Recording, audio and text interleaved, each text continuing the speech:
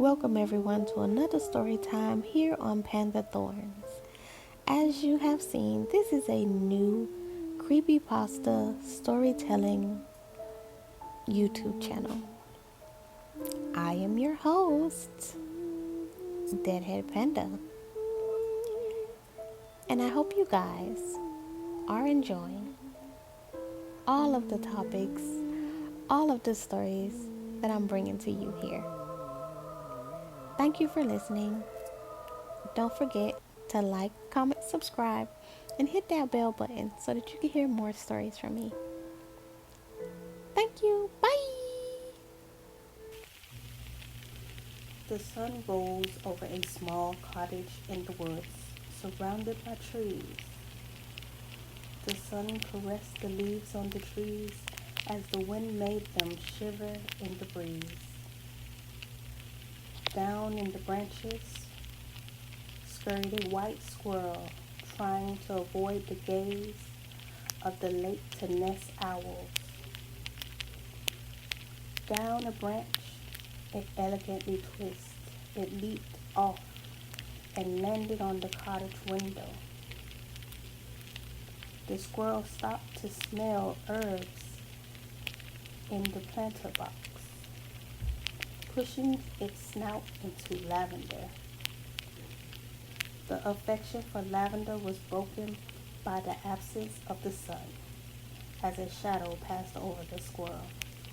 The squirrel dashed for cover into the window.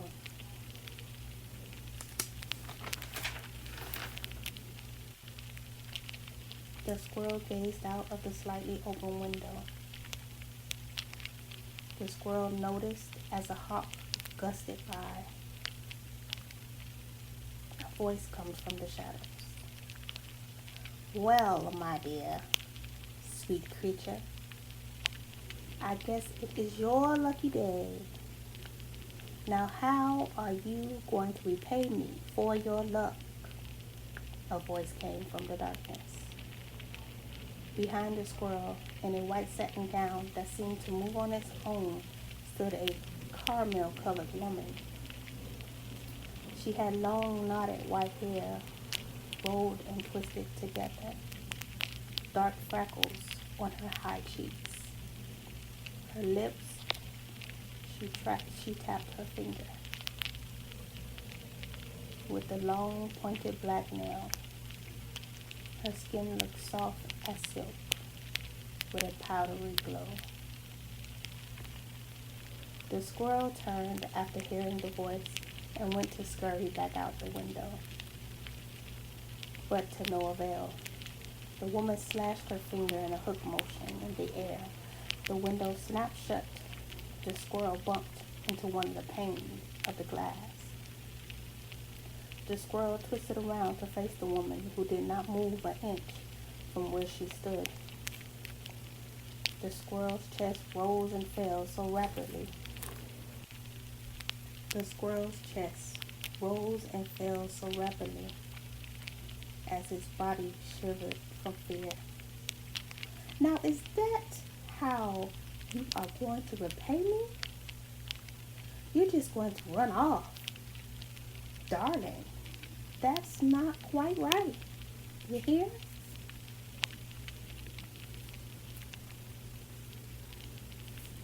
"You came in here to save yourself.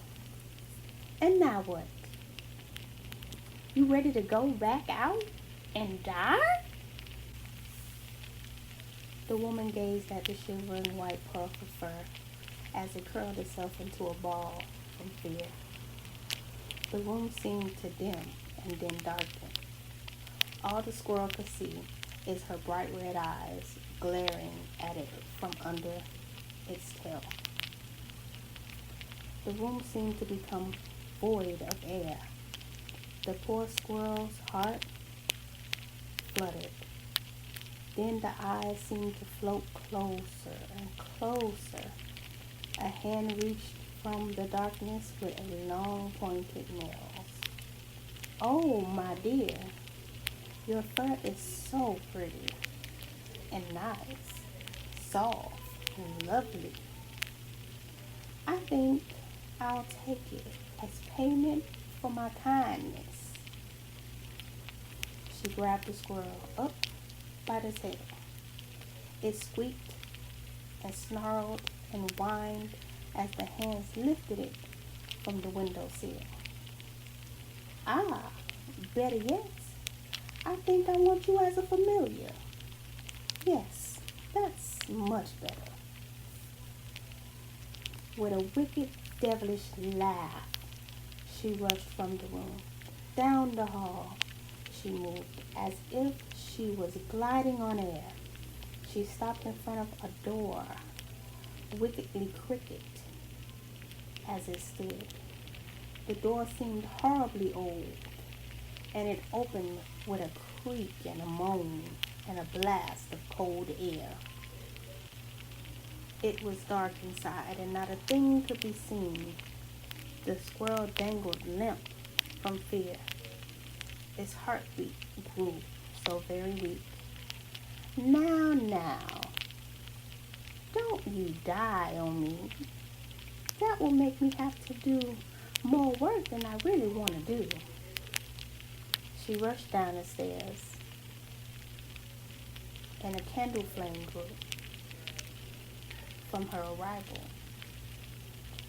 She had shelves filled with herbs, jars with bugs, eyes, oils, and other strange things. In the middle of the floor, on a podium, sat a box.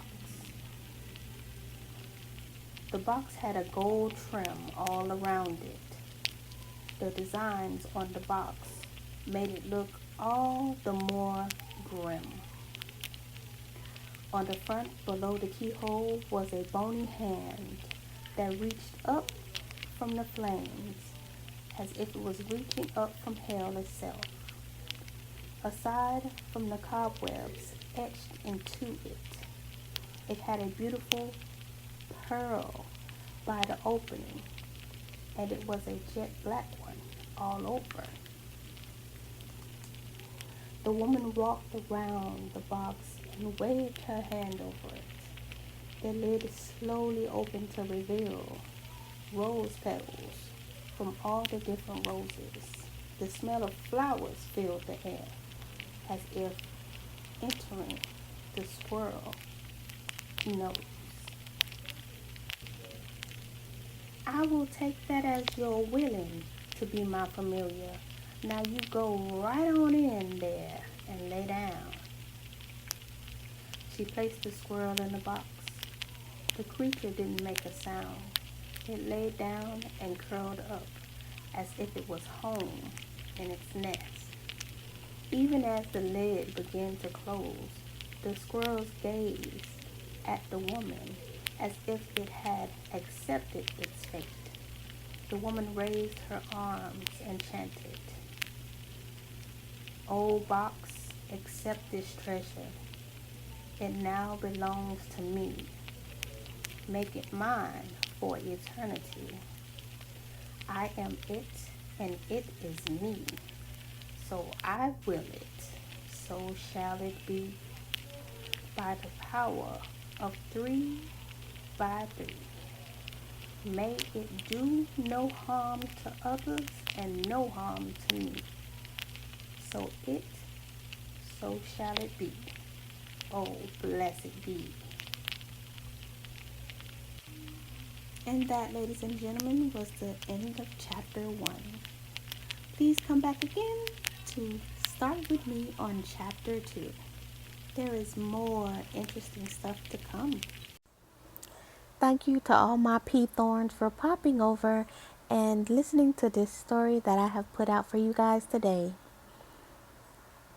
Again, a great thanks to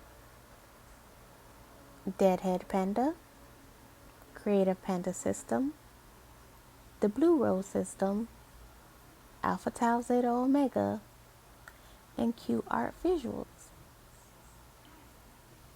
We hope to see and hear from you guys in the comments. And don't forget, like, comment, subscribe, and hit that bell button so that you can be informed every time we create a video. Thank you. Bye.